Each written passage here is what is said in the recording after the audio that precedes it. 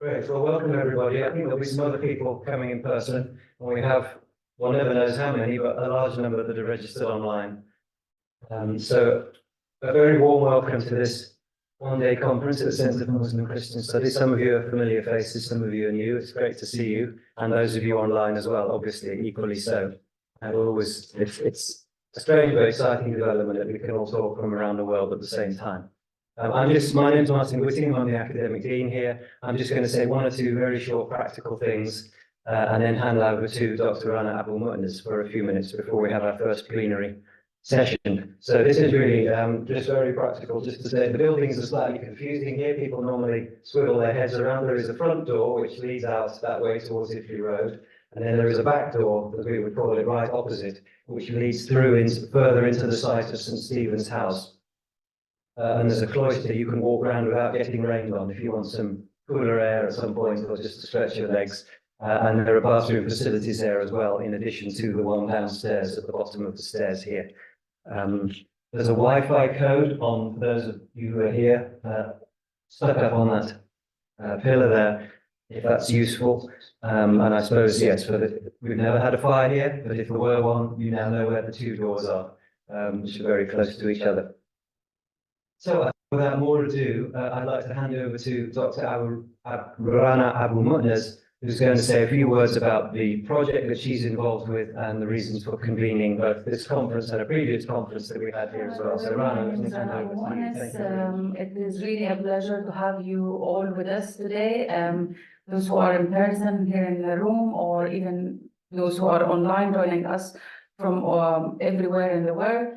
It's a great pleasure to connect with all of you in such important topic nowadays, which is the environment. It is now not a hidden information or a secret about the crisis that humanity is facing. It's very imminent if the humans are not taking serious steps to amend the current situation. I am, since 2022, have the privilege to lead a project about the water crisis in Jordan, which is one of the most stressed, like water-stressed countries in the world. And trying to understand what people of faith can do to adapt to this current situation and what they can do to mitigate its impact. So this is why we found that to connect with people who share the same values and hope for our planet to be better and better, and to leave it for the generations to come in a better way than we even receive it.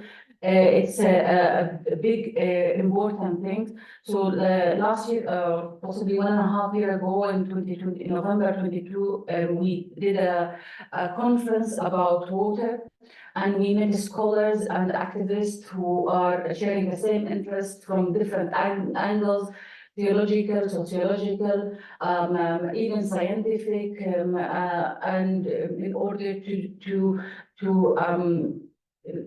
think together as Muslims and Christians what we can do for the water problem in this planet, whether it was drought, flooding, shortage, so on and so forth. From that conference, we found that although water is an extremely important element of the environment, but we need to be also holistic and to look to everything. So then we started thinking about developing another conference to connect with a wider range of scholars who are interested in the environment from different angles. It could be water, it could be pollution, plastic, whatever their interest, because we are all Muslims and Christians hoping for a better life and a better to take care of this planet which God gave it to us as a steward. So thank you all, and I will. We have today, as you saw in the program, we have 4 sessions, each session of 4 papers.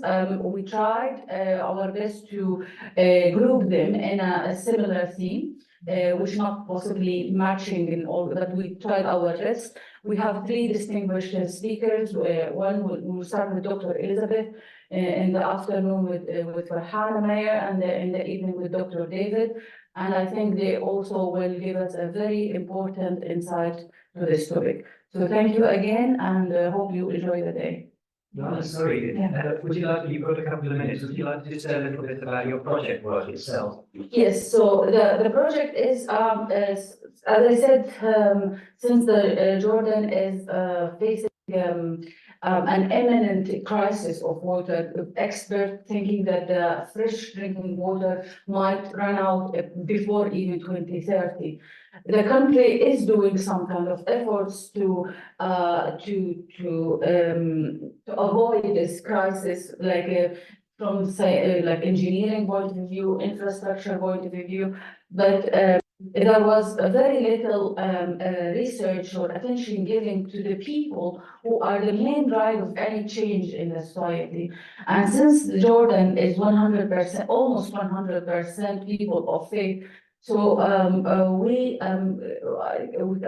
thought that it's a very good idea to understand and to explore what people of faith did or can do in order to mitigate this problem.